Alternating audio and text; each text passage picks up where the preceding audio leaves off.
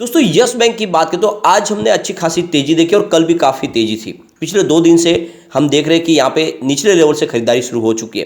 इसके बीच में एक बहुत बड़ी अपडेट यस बैंक से निकल के आ रही है।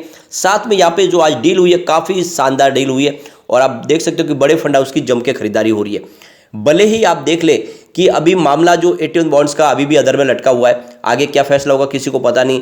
मार्च में लॉक इन पीरियड भी खुलने वाला है। सबको पता है कि एक बहुत बड़ी भारी मात्रा में शेयरों की बिकवाली के लिए आ सकते हैं। ये सारी बातें होने के बावजूद भी यस बैंक में यहाँ पे FI जम के खरीदारी कर रहे हैं। तो इसका मतलब क्या है? क्यों FI इस समय यस बैंक में इन्वेस्टमेंट कर रहे हैं? क्या उनका इन्वेस्टमेंट शॉर्ट टर्म के लिए है या फिर वो लॉन्ग टर्म इन्वेस्टर है? अगर आप देखें तो यस बैंक में इस समय काफ़ी ज़्यादा प्रॉब्लम खत्म होती हुई दिखाई दे रही है और साथ में यस बैंक ने बहुत कुछ अचीव किया है। कल के वीडियो में हमने ऑलरेडी डिस्कस किया है कि यस बैंक दूसरी बैंकों के मुकाबले बहुत ऊपर निकल गई है। यहाँ पे देख सकते हो कि जो डिजिटल ट्रांजैक्शन हर 3 डिजिटल ट्रांजैक्शन में एक यस बैंक के माध्यम से हो रहा है और ये एक बहुत बड़ा अचीवमेंट है यस बैंक के लिए। 2 साल में ही ये एक तरह से जो डूबी हुई बैंक है उसको इतनी बड़े मुकाम पे पहुंचाना, ये एक तरह से काबिल तारीफ है जो प्रशांत कुमार ने करके बताया। तो आप ये समझ ही सकते हो कि यस बैंक बिल्कुल पटरी पे और इसीलिए यहाँ पे इन्वेस्टमेंट हो रहा है।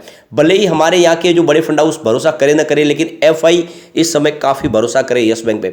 तो क्या इस समय हमें यस बैंक में इन्वेस्टमेंट करना चाहिए? क्योंकि अभी भी बहुत ही कम प्राइस में स्टॉक मिल रहा है। आने वाले समय इसकी प्राइस बढ़ने की संभावना बहुत ज़्यादा है, लेकिन बाजार साथ देगा तो बाजार में सारे शेयर दौड़ते, अगर गिरावट होगी तो नीचे आएगा।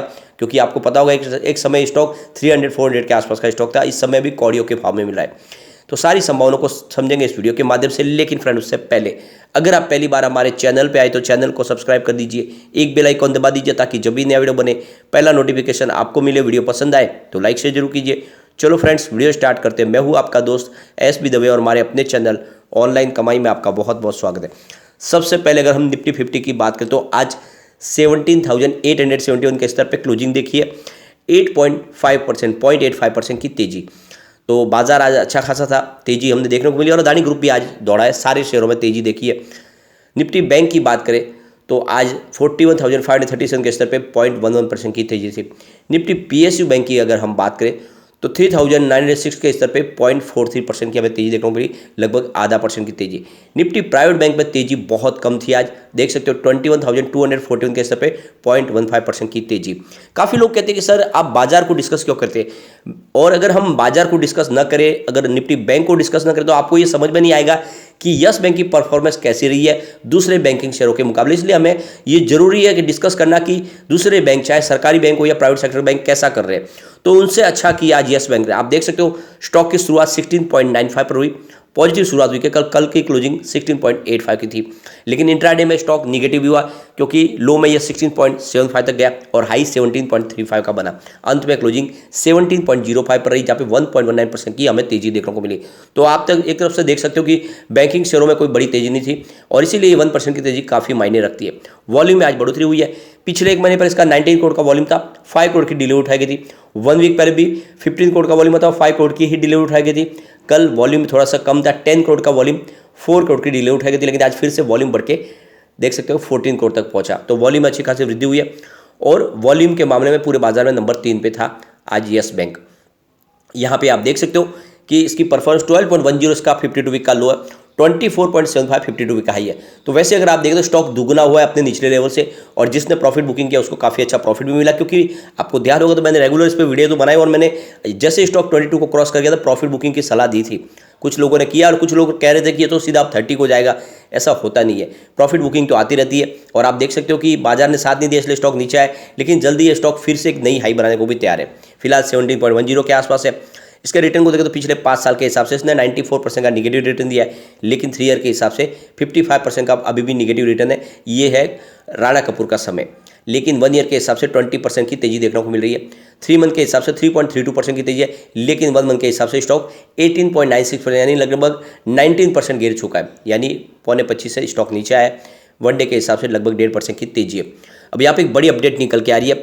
यस बैंक ने अपने मैनेजमेंट के सदस्य है उनके कार्यकाल को बढ़ाने के लिए वोटिंग के माध्यम से जो भी शेयर होल्डर है उनकी रजामंदी लेने के लिए यहाँ पे प्रस्ताव रखा, जिसमें आप देख सकते हो कि सबसे आगे जो पहला प्रस्ताव है वो है मिस्टर रामा सुब्रमण्यम गांधी जो non executive part time chairman bank के, उनकी अपॉइंटमेंट के लिए रजामंदी लेने, साथ में उनके पेमेंट के लिए जहाँ पे उनको जो सैलरी दी जाएगी उसकी और ऑर्डिनरी रेजोल्यूशन के माध्यम से इस प्रस्ताव को पास करवाना है। इसके अलावा देखें तो प्रशांत कुमार जो एमडी है और सीईओ है बैंक के, उनके कार्यकाल को भी बढ़ाना है और उनके लिए जो उनकी जो सैलरी है उसको भी प्रस्ताव को पास करना है ऑर्डिनरी रिजोल्यूशन के माध्यम से। इसके अलावा देखें तो सुनील कौल जिनके आप नॉन एग्जीक्यूटिव डायरेक्टर के पद पर है और ये ऑर्डिनरी रिजोल्यूशन के पास माध्यम से इसको भी प्रस्ताव को पास करवाना है। इसके अलावा श्वेता जालान जो नॉन एग्जीक्यूटिव डायरेक्टर है, तो ये प्रस्ताव भी ऑर्डिनरी रिजोल्यूशन के माध्यम से शेयर होल्डर की इसमें रजामंदी की जरूरत है। इसके अलावा अपॉइंटमेंट ऑफ मिस्टर राजन पेंटल जो आप देख सकते हो कि अभी ये नई अपॉइंटमेंट है, आरबीआई की तरफ से इसको मंजूरी मिली है, तो ये ऑर्डिनरी रिजोल्यूशन के माध्यम से इसको भी प्रस्ताव को पास करवाना है। इसके अलावा अगर आप देखें तो मिस्टर राजन पेंटल जो अब नॉन एग्जीक्यूटिव डायरेक्टर बनेंगे कंपनी के, उनकी अपॉइंटमेंट को भी यहाँ पे प्रस्ताव करना और उनके लिए जो सैलरी है उस सैलरी के प्रस्ताव को भी शेयर होल्डर की रजामंदी लेनी है। तो ये कुछ प्रस्ताव है जिसके लिए अगर आप देखें तो शेयर होल्डर की रजामंदी लेनी है और ये रजामंदी लेने के बाद ये प्रस्ताव पास हो जाएगा। तो कुल मिला के आप देख सकते हो कि यस बैंक के मैनेजमेंट में बदलाव हुआ है, मिस्टर राजन पेंटल नए आए और एक तरह से देखें तो मजबूत टीम तैयार की गई है ताकि आने वाले समय यस बैंक में कोई और प्रॉब्लम खड़ी ना हो। अब आप देख सकते हो कि आज भी काफ़ी शानदार डील हुई जिसके माध्यम से खरीदारी भी, कुछ प्रॉफिट बुकिंग भी हुई है। आप देख सकते हो सुबह 9:27 पर 17.05 की प्राइस से 11,27,000 शेयरों की खरीदारी हुई। उसके बाद 10:06 पर 17.10 की प्राइस से यहाँ पे 14,88,000 शेयरों की एक और बड़ी खरीदारी हुई। लेकिन उसके बाद 10:09 पर 17 की प्राइस से 16,66,000 शेयरों की एक बिकवाली हुई। उसके बाद 10:23 पर 17.20 की प्राइस से 14,28,000 शेयरों की एक और बड़ी खरीदारी हुई। तो 10:23 उसी समय 17.10 की प्राइस से 19,90,000 शेयरों की फिर से बिकवाली हुई। उसके बाद 11:09 पर 17.20 की प्राइस से 13,52,000 शेयरों की एक खरीदारी हुई। तो उसके बाद 11:45 पर 17.25 की प्राइस से 16,25,000 शेयरों की एक और बड़ी खरीदारी हुई। उसके बाद 12:13 पर 17.30 की प्राइस से 13,71,000 शेयरों की एक और बड़ी खरीदारी हुई। उसके बाद 1:27 पर 17.35 की प्राइस से 22,86,000 शेयरों की बिकवाली हुई। तो उसके बाद 2:03 पर 17.20 की प्राइस से 22,88,000 शेयरों की एक बड़ी खरीदारी हुई।